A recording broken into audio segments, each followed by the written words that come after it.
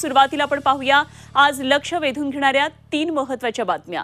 आणि पहिली बातमी आहे ती म्हणजे मुख्यमंत्री देवेंद्र फडणवीस यांचा आज नागपूरमध्ये सत्कार सोहळा होणार आहे।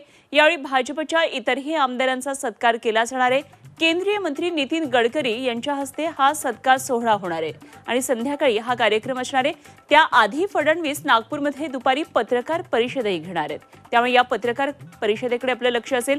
दुसरी महत्त्वाची लक्षवेधी बातमी ती म्हणजे मनोज जरांगे पाटील यांची।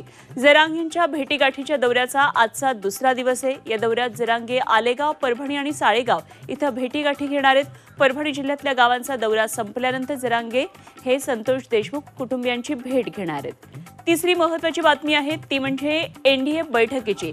एनडीएच्या प्रमुख नेत्यांची आज दिल्लीमध्ये बैठक होणार आहे। भाजप अध्यक्ष जे.पी. नड्डा यांच्या निवासस्थानी ही बैठक असेल। आंबेडकर वादासह विविध विषयांवर या बैठकीमध्ये चर्चा होण्याची शक्यता आहे आणि एनडीए घटक पक्षांमध्ये उत्तम समन्वय राखण्यासाठीचे हे प्रयत्न सुरू आहेत।